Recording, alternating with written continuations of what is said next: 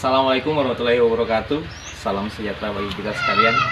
Baik, terima kasih pada kesempatan kali ini di sore yang indah ini di Desa Sakita, Kecamatan Buku Tengah, di Kabupaten Morowali. Saya akan memaparkan tentang dua bab yang saya ambil dari buku Bapak Bonar Panjaitan mengenai relay jarak yang berada pada bab 5 dan sistem proteksi pada saluran kompleks yang berada pada bab 7. Saya akan menjelaskan sedikit satu persatu mengenai kedua pokok bahasan ini. Yang saya akan mulai dari relay jarak, dimana kita lihat bersama pada perkembangannya jaringan sistem tenaga listrik semakin berkembang dan semakin kompleks. Ini membutuhkan sistem proteksi yang bergerak cepat dengan komunikasi yang tepat, sehingga sistem relay jarak menjadi pilihan dalam hal ini. Kita juga mempunyai relay lain seperti relay arus, namun relay arus tidak dapat memproteksi dan tidak tepat dalam memproteksi jika sudah berbicara pada saluran transmisi, pada saluran tegangan listrik. Tentu relay jarak mempunyai prinsip-prinsip kerja. Pada dasarnya relay jarak menggunakan impedansi sebagai acuan pengukurannya, karena impedansi berbanding lurus dengan panjang penampang suatu sistem tenaga listrik. Prinsip dasar pengukuran proteksi jarak adalah dengan membandingkan hasil pengukuran besar tegangan dan arus yang mengalir pada saluran tersebut. Dengan membandingkan kedua besaran tersebut, yaitu besaran tegangan dan besaran arus, sehingga kita dapat men-setting relay jarak dengan besaran-besaran tersebut. Yang ketiga itu kita mau bicara soal pengaruh rasio impedansi sumber dan saluran. Apa sebenarnya pengaruh rasio impedansi sumber dan saluran? Kita tinjau dari rumus dasar, yaitu VR, di mana VR itu merupakan tegangan dari relay dan IR itu I dari relay dan ZR itu set impedansi dari saluran. Di mana kita lihat bersama di sini VR sama dengan IR dikali dengan impedansi saluran, di mana arus relay itu sama dengan impedansi saluran berbanding dengan impedansi sumber ditambah dengan impedansi saluran. Kita lihat sama-sama di situ yang menjadi pokok pembanding di sini adalah impedansi saluran, atau di sini dilambangkan dengan ZL. Di mana ZL itu akan mempengaruhi tegangan R dan juga I pada relay itu sendiri. Tentu dalam aplikasinya sistem proteksi itu mempunyai zona-zona yang kita bagi. Pada sistem relay jarak ini, kita membagi zona proteksi itu menjadi beberapa, karena prinsip dasar proteksi jarak didasarkan atas karakteristik pengukuran jarak gangguan yang bisa disetel atas lebih dari satu zona proteksi. Mari kita lihat sama-sama apa manfaat dari zona proteksi tersebut. Yang pertama kita bicara soal zona 1. Ini zona 1 atau sering disebut dengan zona utama pada sistem proteksi relay jarak, di mana pada zona 1 ini merupakan zona yang paling penting dan paling kritis. Maksudnya pada zona ini penting sekali mengenai akurasi pengukuran terhadap suatu sistem proteksi, di mana zona 1 panjang saluran harus dilakukan dengan tingkat ketelitian dan kecepatan kerja yang tinggi. Cakupan daerah proteksi relay elektromekanik maupun relay statis biasanya dapat dilakukan hingga 80% panjang saluran. Artinya zona 1 ini dapat mengambil 80% zona saluran, karena merupakan, seperti saya bilang tadi, merupakan zona yang paling penting dalam sistem proteksi tegangan listrik. Yang kedua itu kita bicara soal zona 2 dalam sistem proteksi. Secara teoritis, daerah proteksi zona 2 adalah daerah proteksi mulai ujung akhir proteksi zona 1, artinya akhir dari zona 1 hingga sisa saluran yang tidak tercakup sebagian saluran berikutnya. Artinya zona 2 ini berada setelah zona 1 yang merupakan zona cadangan atau dibilang zona pengaman dari seandainya di zona 1 kita gagal memproteksi, zona 2 yang langsung menangkap. Namun mengingat adanya keterlambatan waktu tripping, terdapat beberapa kontroversi dan kesulitan pada waktu menentukan beberapa lama tripping yang tepat. Hal ini karena waktu menentukan berapa lama waktu tripping tersebut harus disesuaikan dengan lamanya busur api yang bisa dibiarkan tanpa mengganggu stabilitas sistem generator yang saling terinterkoneksi. Maksudnya, pada zona 2 ini tidak terlalu mementingkan pengukuran jarak yang begitu akurat, sebab zona 2 dapat determinasi di sembarang titik dan bus berikutnya tanpa kehilangan selektivitasnya kecuali pada saluran yang sangat pendek. Jadi zona 2 ini zona 2 ini tidak terlalu mementingkan keakuratan yang tinggi, dan yang kedua ini zona 2 ini dapat dipasang di mana saja dan di bus mana saja tanpa menghilangkan selektivitasnya kecuali dia pada saluran yang sangat pendek. Berikut itu ada zona 3. Dengan waktu tripping zona 2 yang lebih lambat, elemen proteksi zona 3 dapat disetel sebagai proteksi cadangan terhadap kemungkinan kegagalan elemen pada zona 1 dan zona 2. Di samping itu juga, proteksi cadangan remote untuk semua gangguan pada saluran berdekatan dapat juga dihasilkan oleh proteksi zona 3, yaitu dengan menambahkan waktu tunda tertentu untuk membedakannya dengan proteksi zona 2 ditambah waktu tripping circuit breaker yang untuk saluran yang berdekatan. Ini ketika ada saluran-saluran yang berdekatan, di sini zona 3 baru ada. Zona 3 itu biasanya dilengkapi dengan MCB seperti yang saya sudah jelaskan di atas tadi. Berikut ada zona-zona lainnya seperti saya jelaskan di awal tadi. Zona proteksi ini bisa kita susun 1, 2, 3 bahkan lebih. Dimana ketika kita berbicara soal relay-relay digital, modern dan numerik, dia sudah mempunyai zona impedansi tambahan yang dapat digunakan untuk menyediakan fungsi proteksi tambahan. Sebagai contoh, bila mana 3 zona proteksi telah diset seperti di atas, zona 4 ini 1, 2, 3 dan zona 4 ini masih dibuat sebagai proteksi cadangan terhadap bus bar lokal, yaitu dengan menerapkan setelan capaian terbalik pada level 25% dari elemen capaian zona 1. Alternatif lain, misalnya dengan menyetel satu dari elemen-elemen capaian zona ke depan atau forward looking zonas, khusus zona 3 pada capaian offset ini berbalik melebar sedikit dari pusat diagram R per X, yaitu sebagian tambahan untuk setelan capaian forward. Maksudnya pada zona ini, zona keempat sih saya bilang, tapi saya tulis ini zona lain-lainnya, ini sudah menggunakan alternatif tambahan di mana merupakan proteksi tambahan. Jadi dari keempat zona tadi, kesimpulannya bahwa zona tambahan itu merupakan yang paling utama itu zona 1, di mana dia adalah proteksi awal. Dan semakin jauh, artinya 1, 2, 3, 4, semakin jauh zonanya, maka waktu proteksinya itu semakin lama. Zona 1 akan lebih cepat waktu proteksinya terhadap zona 2. Zona 2 akan lebih cepat proteksinya terhadap zona 3 dan seterusnya dan seterusnya. Intinya ini seperti tangga, di mana zona 1 berada paling bawah yang paling dekat dengan sistem proteksi 2, 3 dan seterusnya. Sekarang kita masuk jenis-jenis relay jarak. Sebenarnya saya tidak akan membahas secara terlalu jauh mengenai jenis-jenis relay jarak, hanya saya akan menekankan satu, bahwa beberapa relay numerik tertentu terdapat berbagai industri dilengkapi dengan perangkat yang bisa digunakan untuk melakukan pengukuran nilai absolut impedansi gangguan yang kemudian menentukan apakah perlu beroperasi sesuai daerah batas. Maksudnya nanti saya akan paparkan banyak relay jarak yang kita pilih ketika kita sudah meninjau apa yang akan kita proteksi. Mari kita lihat sama-sama jenis-jenis relay jarak. Yang pertama itu ada relay pembanding amplitude dan pembanding fasa. Ketika kita membutuhkan perbandingan antara amplitude dan pembanding fasa, maka relay ini tepat. Yang kedua itu relay jarak berdasarkan impedansi. Relay jarak reaktansi. Ini bagian 1, 2, dan 3 merupakan relay jarak yang bisa kita tinjau dari beban. Ketika kita mempunyai suatu sistem tenaga listrik dengan beban impedansi, maka kita bagusnya memilih relay yang membaca impedansi. Yang ketiga, relay jarak reaktansi. Jika beban yang kita suplai kebanyakan bersifat reaktan, maka relay ini tepat. Relay jalan MHO, relay MHO polaritas sendiri, relay jarak offset dan lain-lain itu merupakan banyak jenis relay yang bisa kita pakai atau bisa kita pilih ketika kita sudah meninjau atau kita sudah mempelajari mengenai sistem tenaga listrik yang akan kita proteksi.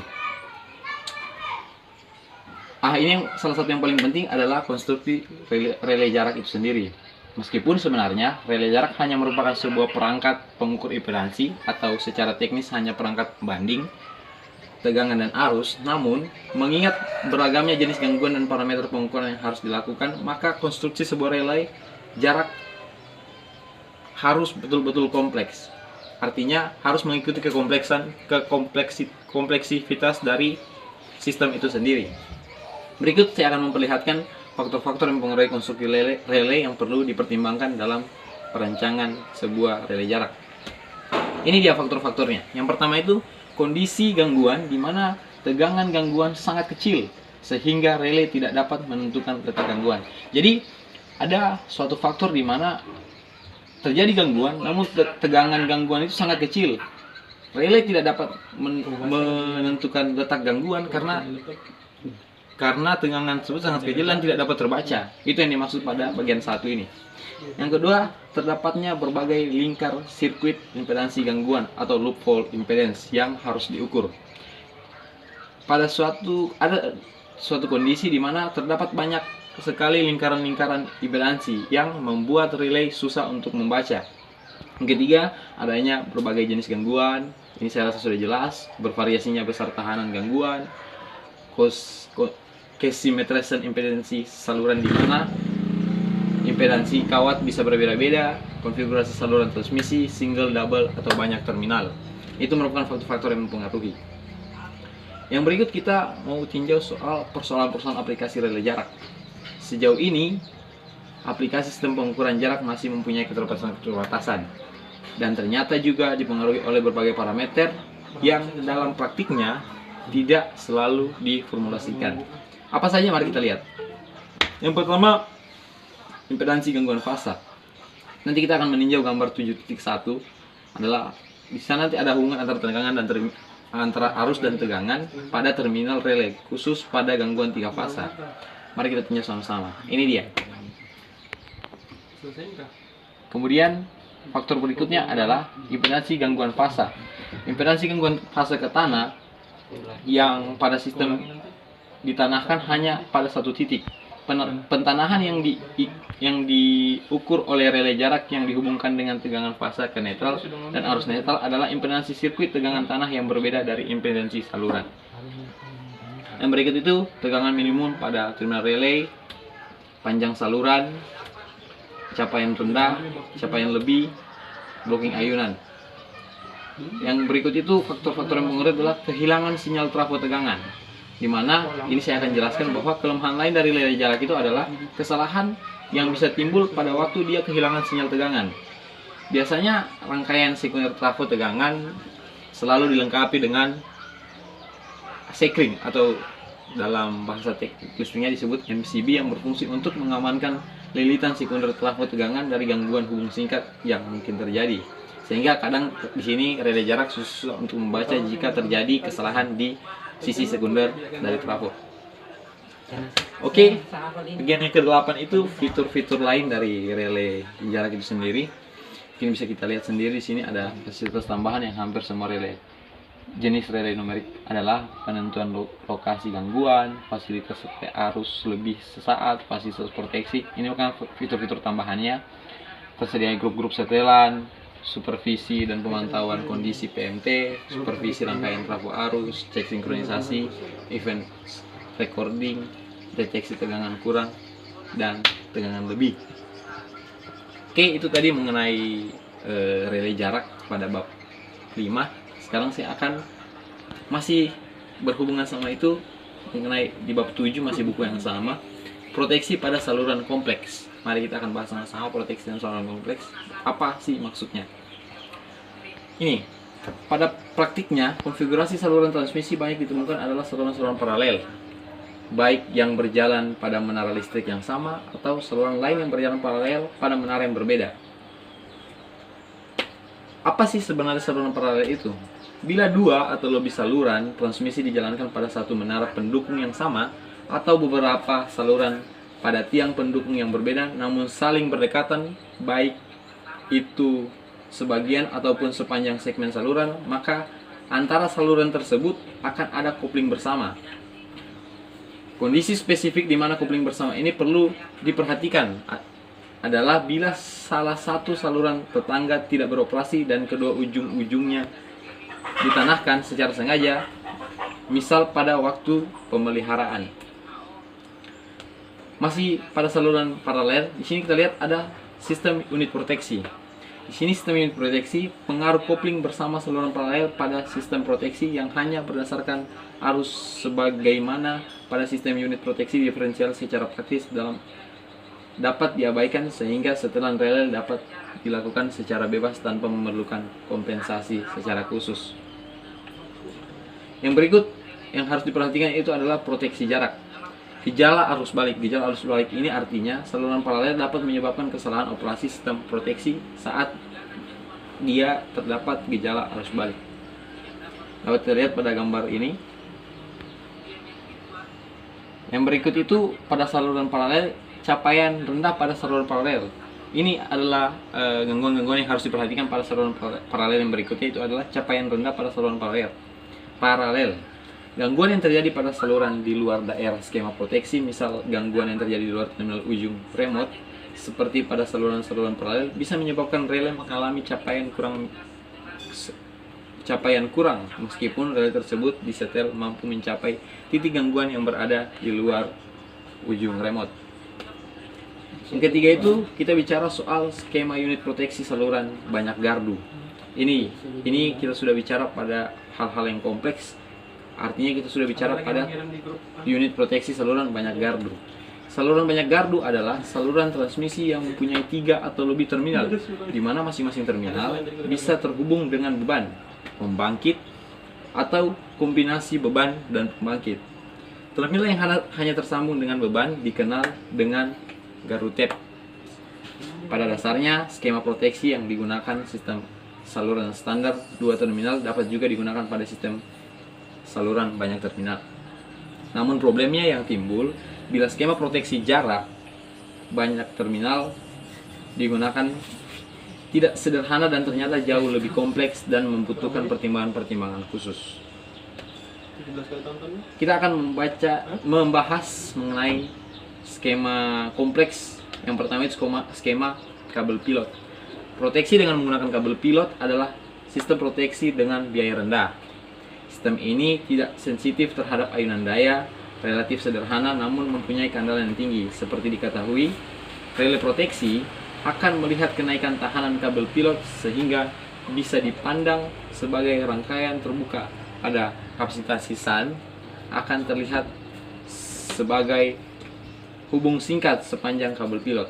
Oleh karena itu, operasi kerja dari relay proteksi akan dibatasi oleh besarnya tahanan dan kapasitansi kabel pilot. Bila batas harga tersebut terlampaui, maka relay proteksi tersebut akan kehilangan sensitivitasnya, khususnya terhadap gangguan internal, dan tambahan lagi relay proteksi bisa salah kerja terhadap gangguan eksternal. Yang berikut itu kita membahas tentang skema tegangan balance translate. Untuk mempertahankan linearitasnya rangkaian balance, maka tegangan acuan diambil dari trafo arus kuadrat terpisah seperti terlihat pada gambar 7.3 di atas tadi. Terlihat bahwa unit-unit auxiliary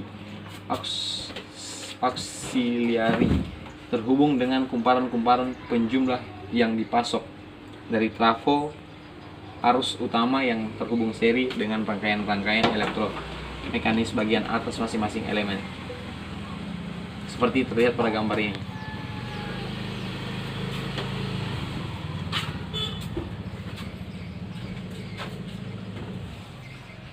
Yang ketiga itu skema pembanding fasa dengan power linear carrier. Proteksi dengan pembanding fasa dilakukan untuk setiap fasa, termasuk pembanding sudut fasa yang diperoleh dari setiap fasa, termasuk pembanding fasa yang diperoleh dari kombinasi arus urutan-urutan pada masing-masing ujung saluran.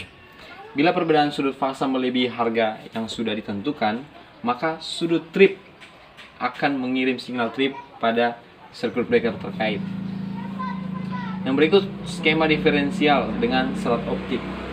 Penerapan unit proteksi menggunakan kanal-kanal serat optik pada sistem 3 terminal, relay pada masing-masing ujung terdiri dari jenis relay digital atau relay numerik yang bisa saling berkomunikasi melalui saluran kabel optik yang dibuat secara khusus untuk proteksi ataupun ditumpangkan melalui terminal yang digunakan untuk kebutuhan umum. Lihat pada gambar ini, minta maaf kalau kurang jelas.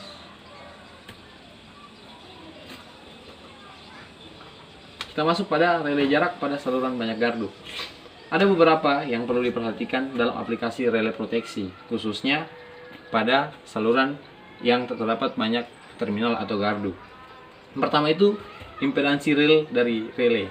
Ini merupakan impedansi yang betul-betul dirasakan oleh relay itu sendiri, harus betul-betul kita perhatikan ketika kita menjalankan proteksi pada saluran yang banyak terminal. Yang kedua itu pengaruh beban sebelum gangguan. Kita juga harus memperhatikan gangguan beban atau pengaruh beban sebelum gangguan untuk memprediksi hal-hal yang akan terjadi ke depan ketika kita memproteksi saluran dengan banyak terminal. Yang ketiga itu pengaruh arus gangguan yang mengalir keluar dari gardu. Jadi ketika kita melihat ada suatu gardu yang kompleks, kita juga harus memperhitungkan arus gangguan yang mengalir keluar dari salah satu gardu misalnya atau lebih dari satu. Yang kelima itu skema proteksi jarak saluran banyak gardu. Jadi skema proteksi saluran banyak gardu itu terbagi atas beberapa. Yang pertama itu skema transfer trip capaian rendah, skema transfer trip capaian lebih, skema blocking, pertimbangan kanal signaling, skema blocking perbanding arah. Itu merupakan skema proteksi jarak saluran yang banyak gardu. Nanti untuk penjelasannya lebih kita bahas berikutnya. Yang berikut saluran dengan kompensasi seri. Ini merupakan salah satu sistem yang sangat kompleks. Mari kita lihat sama-sama. Saluran transmisi dengan kompensasi seri dimaksudkan untuk memperbesar kapasitas pengayun daya, baik untuk kebutuhan penyaluran beban ataupun untuk keperluan stabilitas. Penerapan kompensasi seri pada saluran transmisi dapat menimbulkan beberapa masalah pada sistem relay proteksi, seperti kondisi terbaliknya tegangan gangguan terhadap tegangan sumber atau inverse arus. Ini dia gambar dari saluran dengan kompensasi seri. Masih gambar yang sama. Oke, saya akan menutup pembahasan bab 7 ini. Pada akhirnya kita dapat ringkas bahwa untuk setiap proteksi secara khusus, apalagi pada sistem yang sangat kompleks, kita perlu melakukan studi atau pertimbangan secara hati-hati sebelum dapat memutuskan pilihan skema proteksi yang mana paling sesuai dengan proteksi jaringan tersebut. Mungkin sekian materi dari saya. Mohon maaf jika ada salah kata. Semoga ini bisa menjadi bahan pertimbangan kita sama-sama untuk maju sama-sama. Saya tutup dengan ucapan selamat sore.